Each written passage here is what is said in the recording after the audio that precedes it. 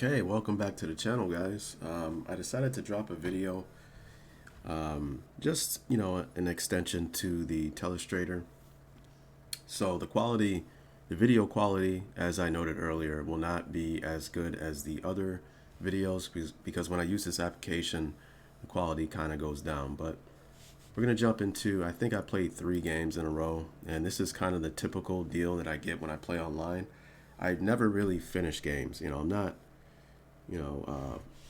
bigging up myself, but it's just really the reality of the situation. I really don't finish a lot of games, so I don't find the opportunities to go through a full game. So I figure why not group 3 games in a row and just get into some stuff. So come out, I skipped over the first drive because it was boring. He got a field goal. Good to go. So we're running the arches concept here. You're going to come in just like that, right? And we see single high. So you guys know the deal. Because it's single high, this arches combo is something that I don't like to run. So what do? Do we check out of this play and get into something else? No, we can just tag the backside with the concept that's good against single high. So I believe I check into the curl flat concept. Let's see what I did here. Okay, I did.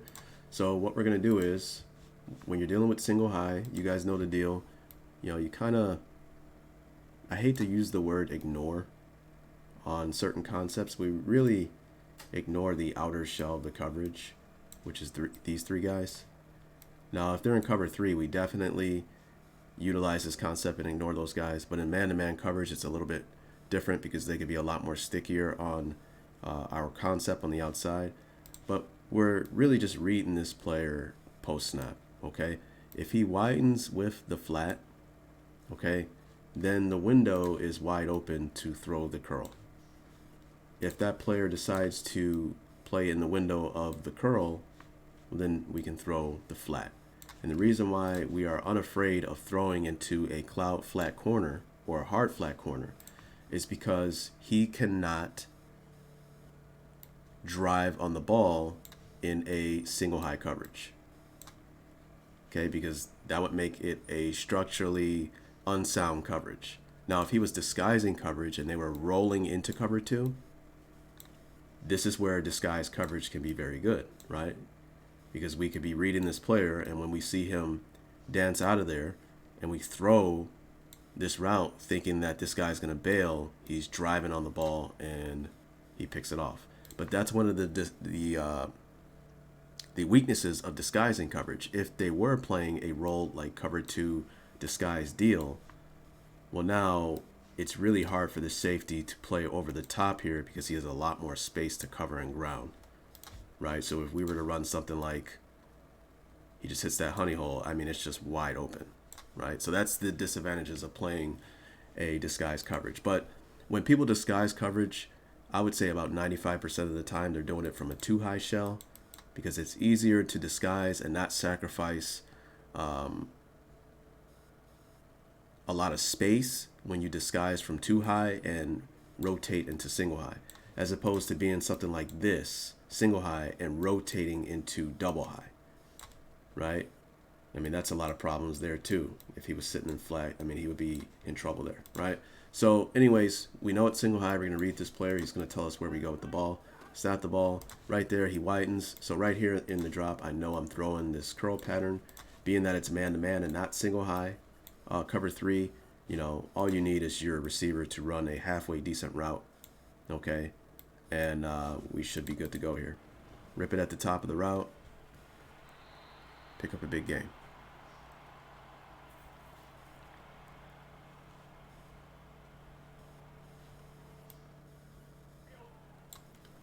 So I decided to get into our post trail play. You guys should know the reads on this by now. 1, 2 to 3. I just dropped the video on this play against single high. So really, I like to read the second defender in. If my back outflanks him outside, then we just immediately throw 1. And again, we are unafraid of this player driving on the ball. That is because he is the outer shell of the coverage, right? So this is why, you know, typically I ignore the outer shell of a coverage when I'm dealing with certain concepts. Now, if my opponent decides to start disguising coverage from this look and etc., that's a whole nother ball game. That's where we get kind of more into the cat and mouse stuff. But until that point, you know, I'm assuming that, you know, you're in single high and you're going to stay true to single high. We're not going to get some roll coverage. So right here, you see how this guy's driving in. So now you're the second defender in, and he's just outflanked to the flat. We're just throwing to the flat here, our first read in the progression, and we pick up 10 yards. Well, actually 16 yards on throwing to the flat. Okay, so this guy wants to stay in single high, so I decided to check into our quick slants play. I moved the back over there because I want to throw it over here due to the potential dropouts over here. It's a little bit more cluttered over here. So again, we're going to read this player. Snap. As soon as he widens, I know I'm throwing the slant. And you got to be careful with that because I've noticed on some of these dragon plays, this guy widening to the flat will run into your slant runner, right? Which will slow him down, allowing the over-the-top man-to-man defender to play over the top and drive on the ball.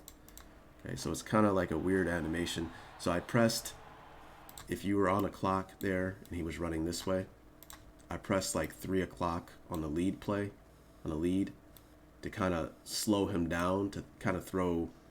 I didn't want to lead him into the ball with this guy climbing over it. Okay.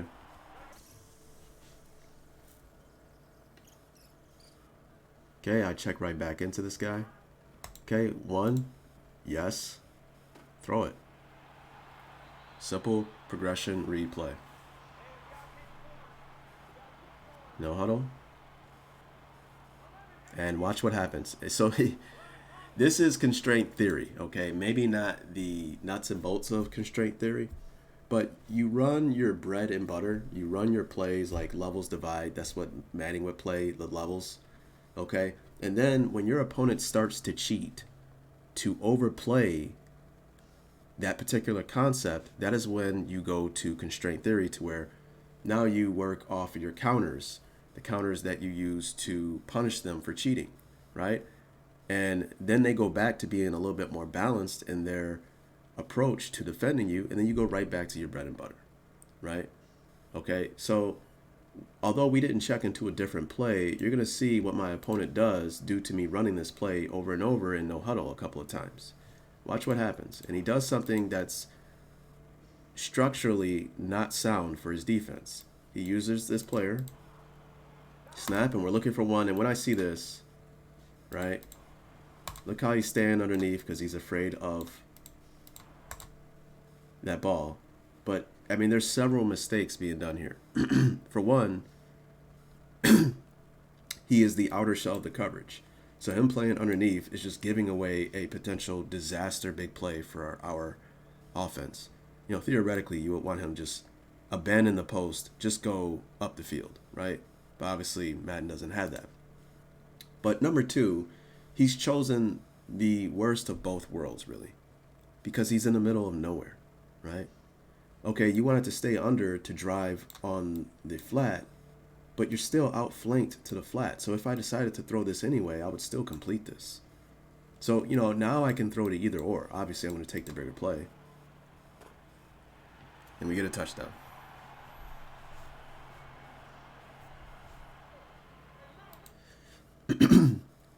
I wanted to show this. This is my stress trips check. Stress is a check you can do while playing trips. Not, you know, it's not in Madden, but you can simulate it. I've been tinkering around with it, and I actually love it. And with the stress check, you keep the split field integrity to where, you know, this side of the field is completely independent of this side, right?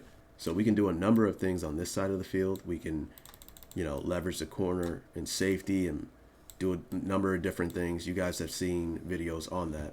Okay, so I'm not going to get into that. But we don't play regular quarters to play this, because in regular quarters they play a solo type coverage or poach, where the backside safety here is climbing to take the vertical of number 3 if he goes vertical. And, you know, what I don't like about that is now you got one-on-one on this side and you got one-on-one here. Okay, I really like the true 3 against 2 on this side, right? And we get 1, 2, 3, 4 against 3 on this side. That's what I love about split field coverage. We can always have an additional defender over the offensive threat. But when you start rotating a backside safety over, now again, you're getting one-on-ones over here, and that's a whole nother ball game. Now you can get away with that against a lot of opponents because they're not reading the field the way they should, okay? But I'll leave it at that. So I'm playing stress, and what I love about the stress deal is, again, I'm playing inside leverage on the number 2. There's a lot of different rules for it. Hopefully I'll get into it as I sharpen my skills in it. You know, it plays just like stump. Plays just like stump. You're just changing the leverage of the nickel defender, and you're going to use the nickel defender to make it work. Okay, and this defender here is going to play an outside, almost like a deep third corner. You really don't want him to play it that way, but that's the way you have to do it in Madden to make this work. Okay, so there's different rules for this. I plan on making a video on the stress check and the stump check. So when someone goes under, I know that's my guy. And look at how we still get tops on the routes here in the stress check. Safety's going to end up backing off. And now I'm in the middle here, and I'm kind of closing off this guy over here. But we know he's going to throw here, and I end up driving on this late and getting a really nice interception here.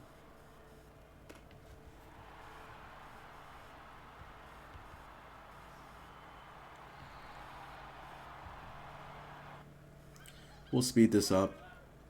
Okay, now I check into levels divide because I saw a single high, so I'm going to work the seam divide comeback side. And when he presses the defense, now we add an entire element to this play by sending this guy on a deep go.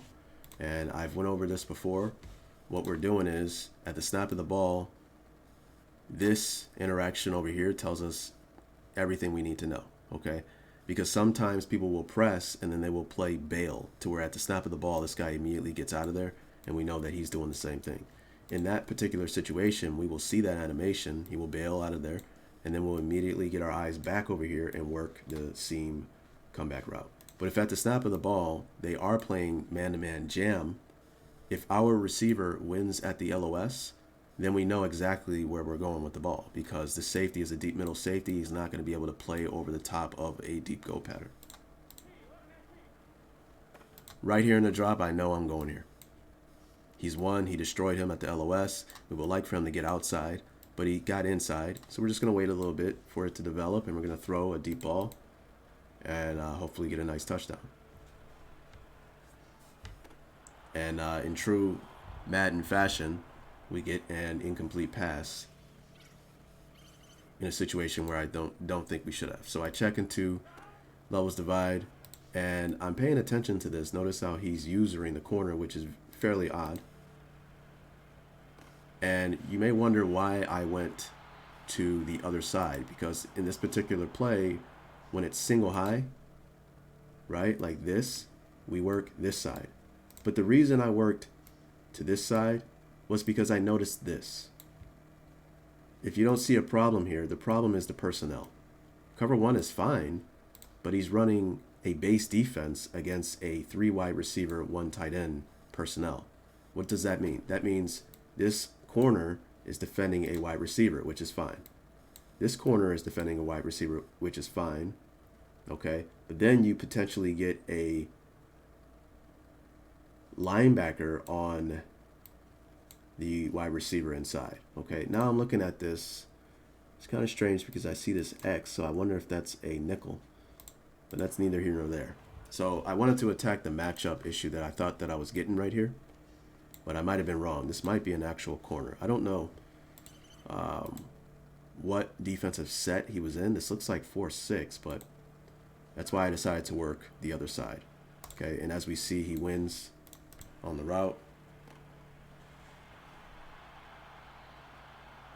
Yeah, that looks like a corner. So move forward, next play. Okay, you want to stay in single high, so I'm going to run our levels divide. And again, I noticed that he's the corner, right? So I'm wondering if he's trying to sit on the comeback route. But I'm going to throw it with no fear because this looks like a fade pattern with that release. And as usual, when people see that, they're panicking and trying to top the route of a fade. And that's the benefit of running a really good comeback pattern. Throw it at the top of the route. Pick up a big gain. He's staying in. See that right there. This is either you're going to get a safety on my wide receiver or you're going to get a linebacker on my wide receiver. And that is where we want to attack. So this is why I picked this play. This is a play I haven't went over, and I never picked this play. But I only picked this play because I wanted this receiver to run a corner route on a potential linebacker matched up with him one-on-one. But when I picked this play and came out into this play, he didn't come out into that same set. Well, actually, he did. So I missed it here. Okay, I missed it here. So I ended up checking to something to attack the fact that there's poor leverage here. Okay, he doesn't have a proper cover down. In other words, there's no one on the top of this receiver or in the vicinity of this receiver. He's tucked way into the box. So what we can do is we can just really attack this player. We can get a 2-on-1 deal here. Okay, if you drive on the flat, I throw the go, outside shoulder away from the safety. If you stay over the top of the fly, then we just throw to our guy going to the flat, knowing that this guy should never be able to make it. And this is where Madden pisses me off. I want you to watch this. Okay, as soon as he backpedals like that, I already know I'm going to the flat. Look at how this guy is trying to chase this, and watch what happens. So if you're wondering why did that happen, it's because this guy runs like he's in no hurry to get to the flat, while this guy is running with all of his might to get to the flat, right? Watch it again. You see how slow he runs it? I think that's just like poor coding of Madden. I don't know why they have that flat route running that slow when we check into this, which is pretty annoying because we are punishing our opponent for having poor alignment, and he's able to get away with it because of the poor coding with Madden. Watch how this player sprints and this guy doesn't. If we were in a race and we were both to turn towards the sideline and the finish line is the sideline, I mean, this guy would be at an advantage every single time. It wouldn't even matter if he was faster. He would still be able to get to the spot quicker than this guy, right? So that's the way I think about it when it comes to, out leveraging a defender in the box like this.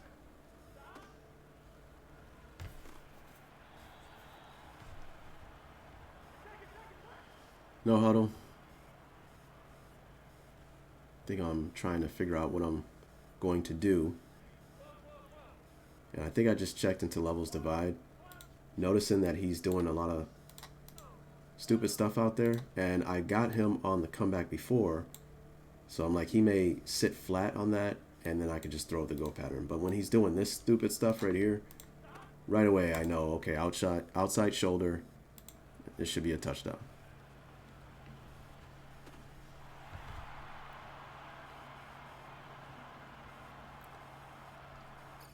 So he quit, and we move on to the next game. And this is a little bit more interesting as we start this game. This guy wanted to get into a lot more pressure looks. So I check into our arches play, and obviously against single high, we don't really like this in Madden, but we want to work this side, okay? But pay very close attention to the pressure look. Okay, I'm wondering who should I set as the mic. I was thinking about setting this guy as the mic, so then we would get a full slide, which would make this guy the hot. And if he were to come, then maybe we can throw right away to our back. But then something happens here. This is what happened with Peyton Manning at the line of scrimmage when he would go, hud and the cadence and fake snap the ball. You see that? When he does that, that's when I know, okay, you're not coming. And that settles the protection issue. Right? Now we can set this guy as the mic. We know we're going to get a 3-man slide. We know we're going to get big on big. And we know we're good in protection because you are not coming, right? You were afraid of me snapping the ball and you being out of position. So now you're trying to get out of the box at the snap of the ball. Now, I don't remember if he actually did come, right? But now I'm good in protection. I'm not worried about protection at all. I'm not worried about a hot. I'm just going to read this defender. If he widens to play the flat, then we throw the curl. If he plays in the window of the curl, then we throw the flat. Set the mic. So now we get our 3-man big on big. Should be good to go here. And as we see here, he's not coming, right? So that's what Peyton Manning used to do. You know, if you guys saw the poetry he would do every Sunday, you know, hut, hut, you know, 45's the mic, blah, blah, blah, hut, hut, hut, hut. He's trying to get you to show your shell, right? He's trying to get you to, you know, show what you are doing. If you, because obviously they're trying to disguise coverage when it came to Peyton Manning, right? So they would come up, act like they're blitzing, and then when he gives that hut, hut, or go with this cadence, and they think he's going to snap the ball, they would try to get out of there to get in position to where they're supposed to be, right? But when they do stuff like that, now he knows you're not coming, and he can set the protection in the most effective way, etc. Right? So that's a little bit too far into the weeds. Anyways, I'm reading this player, and when he widens like that, I know I'm going with the curl.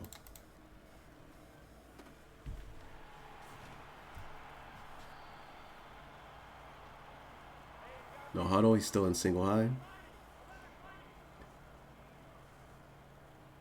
And right here, this looks like, I was a little confused on what this was, but then he kept rotating in and out of stuff.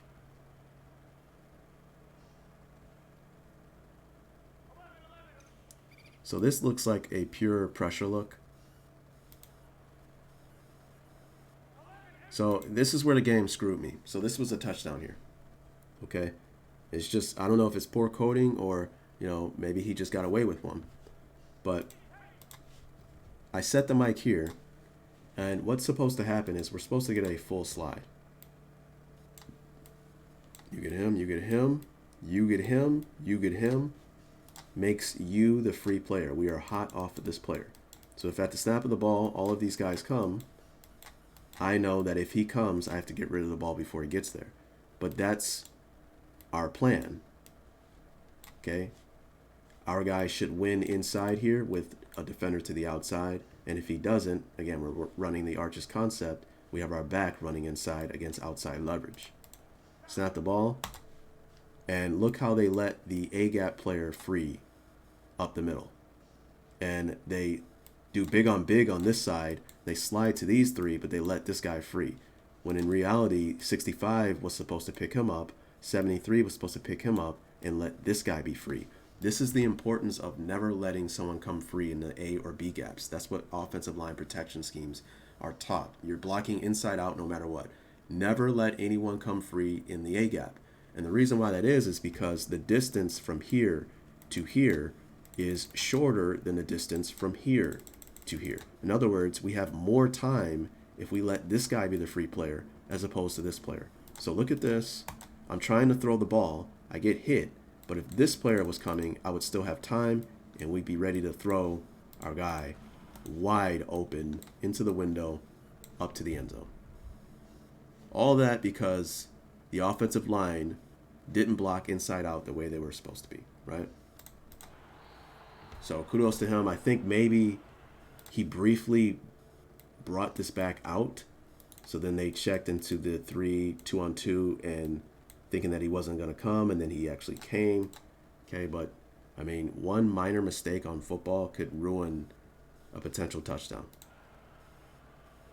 So when I'm seeing that he's constantly going to these blitz packages, you know, a lot of guys are excited when it comes home and they think that you're going to struggle against it. So now I'm like, you know what? Let me come out in my wide receiver post play, expecting you to come out and cover zero blitz again. And sure enough, he does. So now we check into our 6-man protection. We should get slide, slide, slide. Big, big, big. Should be good here. And we should be hot off of this guy if he comes. But if at the snap of the ball, I notice that he doesn't come, so I'm extremely happy now because I know I'm good in protection. Right? And we see our bona fide player destroys him at the LOS. So now I wait a little bit. Throw right over the top. And we torch cover zero.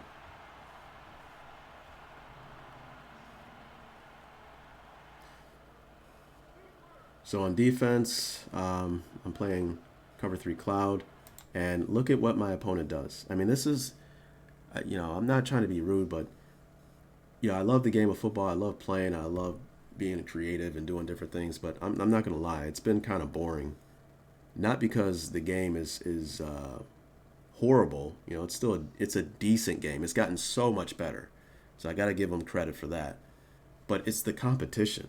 Like the regular players you play online, it's pretty bad, right?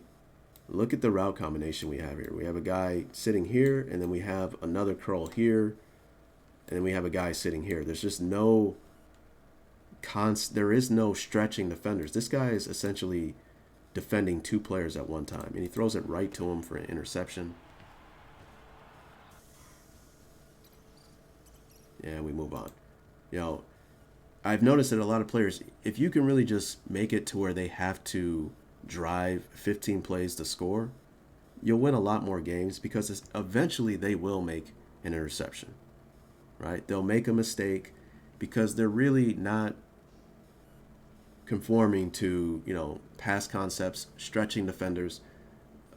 I would say maybe 98% of the players I played don't really deal with passing concepts at all. They're not stretching defenders. They're just running plays that they think will work, or they're gimmick plays that they get from certain sites or whatever, and they just run it over and over and over again. So if you understand defense and offense, you can have a field day online, at least in regs. So here I check into our post trail play. I set him as the mic, which would make this big. That means you're the player we are throwing hot off of. And that's perfect with this play because if he comes, who's going to defend the back to the flat? And if he drives on it, then we have our whip out here, right? When he comes, I like it, and I don't like our flat. So this guy was able to climb up out of there and almost out leverage our back to the flat, right? So the read is 1 to 2 to 3 to 4. So now I look at 2 and I like 2. Let me go ahead and throw that in there for a minimal gain, but at least we get out of a bad potential play thrown to the back. I go no huddle. I check into quick slants. So what are we doing? I think I was reading this player because I know this is single high. If he widens, I throw the slant. If he stays in the window of the slant, I throw the flat, knowing that this player will never drive on the flat because it is single high, right?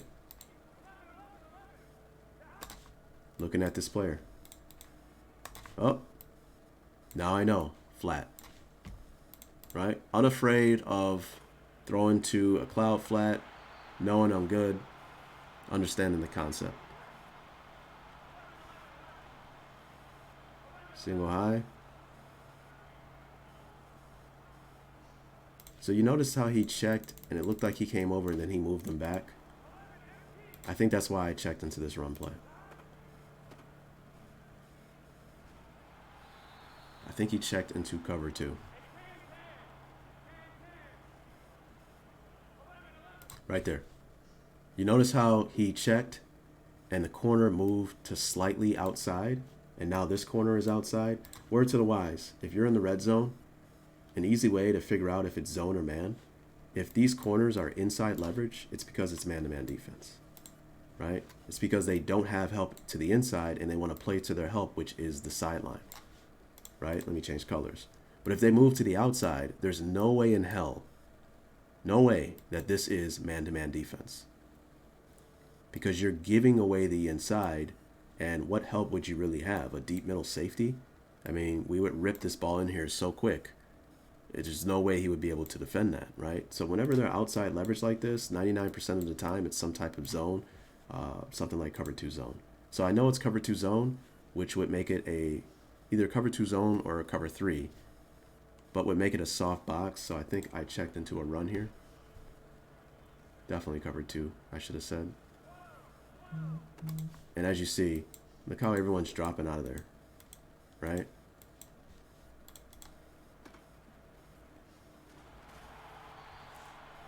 Did all that for a minimal game. Next play, I'm going to check into a single back run.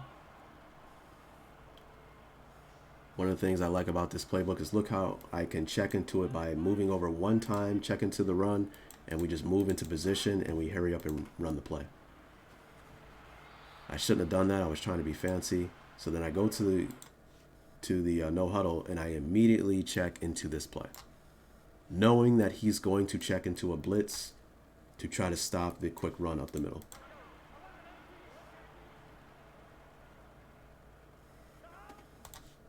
He did. So you're man-to-man with him, making you man-to-man with my guy. He gets inside.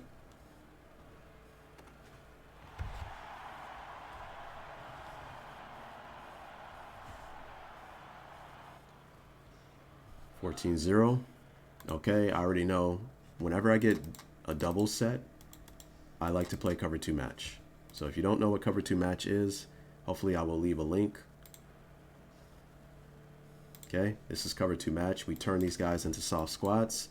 We take the middle read player and we turn him into anything but the middle read. We can turn him into a deep middle zone. We can man him up on the back, or we can turn him into QB spy, blitz. It doesn't matter. The main point is you want to user this player. And you have rules within this coverage. You are relating to the number 3. Okay, so my job is to relate to the 3 when he goes out to a pass. And when they're lined up in doubles with the back over here, I like to pre-snap a line over here. I like the disguise element of it,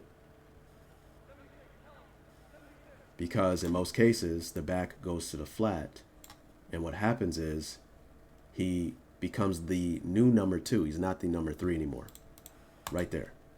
And the reason why that is because this numbering system is relative. So before he was the 3, but now he is not. Now he is the number 2. And the reason why that is because if you count outside in, first player is him, second player is him, third player is him. So he should relate more to the number 2 now. And because he goes underneath, this guy's going to play the flat here. It's one thing I don't like about the game. I would like for him to only play the flat if this guy goes to the flat, but that's neither here nor there. So I know I have to relate to this guy now. But I like aligning up over here because when that happens, I'm running into a guy that's, and a lot of times they're trying to cross over the middle of the field and I'm able to get like a pick or a big hit, whatever. And he misread the defense and threw right to our corner. And needless to say, he had enough. I understand. So I think I'll do one more game. So that was my second game. And I'm like, all right, I'll go to the next game. I'm not going to lie, like 90% of my games, guys just quit the game, right? So that's why I guess it's been kind of boring. You know, I guess it's a way to burn some time. I mean, this is an example. This is just a poor read. You know, it kind of is what it is. You know, we all make bad reads. So here I started playing around. Now I'm trying to play with the Frisco concept. I'm trying to simulate it with this guy running over, pinching down, and then we have this drag pattern here. And I have altered it by running with the in pattern here. So obviously I think I'll end up making a video on this because we simulate the same levels concept. But instead of me going on a deep in, now I'm running like I'm running a post and I'm sitting down over here. So it's just a little bit of a different look.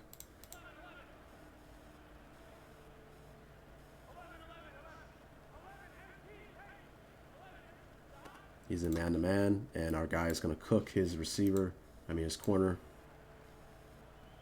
You just rip it in there. Pick up a nice game.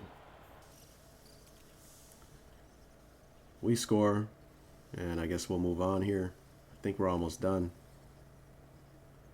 And he goes spread, so I go to match again. I do the same ordeal. As you see, back goes to the flat. So now I'm responsible for this player. I love that animation to kind of collide with him, to slow him down, to help me out here.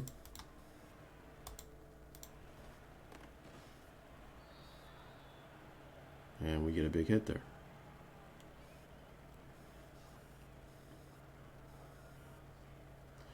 I was happy to see this because I'm like, hey, I get to practice my stress check from quarters. So basically, we can do whatever we want with these players over here, but we're almost playing an over-under concept with these two players here. And I'm going to play with this player, playing with inside leverage on the number 2. If all 3 go vertical, then I am to play inside leverage of this player. And the beauty of this is, maybe I should make a video on this and not do it here, but I'm playing inside leverage, almost like a trail technique, but the corner here is actually going to play like a midpoint is how he should play this. So if they were to throw a ball over the top and to the outside, he can try to drive on it. Okay. Now, if they were to try to throw a ball deep into the outside to this player, this is where he would have to make a play while trying to midpoint these 2 routes. Okay. On the flip side of that, if they were to run something like this, then I would take the under. You would want your corner to play over the top of this route, and he would play over the top of this. Essentially, with the stress check, if anyone goes under, then it plays like regular quarters. That's what I love about it. And then it's really designed to try to take away the inside of this formation here. Okay, the way you beat stress is like a deep comeback pattern by the number 1, maybe a deep fade by the number 1 if you're able to climb over the top of this corner. But a lot of people are not throwing to this guy, and that's what we're doing. We're kind of diverting our resources away from the number 1 in this type of set because nobody really throws it to the number 1 from this formation. They're really trying to throw the number 2 or the number 3. Okay, I can draw another concept. If this guy were to go out, then I would take him, right? And if he goes up, then the safety takes the go, and you would want him to take this guy, right? So no matter what, we can draw any route combination. We should be sound in structure with this concept. And I'll let you know what I do with the adjustments to simulate this when I make the video for stress. I mean, it's really the same thing as stump. It's just the leverage changes on this particular player. So right there, when I see this guy go in, that's when I'm like, okay, I got to drive on this. But he runs a stick nod, right? So the safety takes him.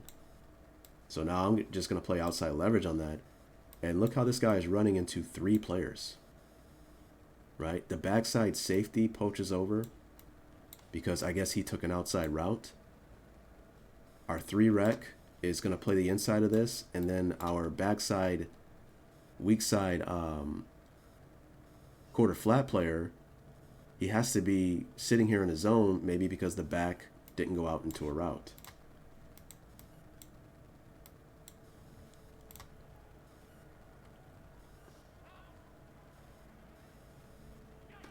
That's exactly what happens.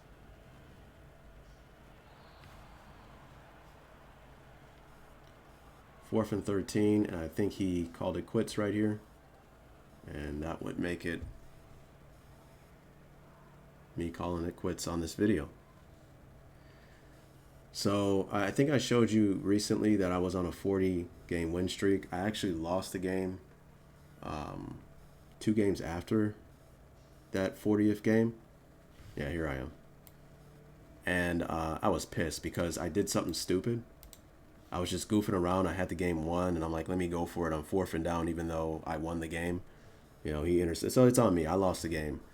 So then now I'm back on a 21-game win streak.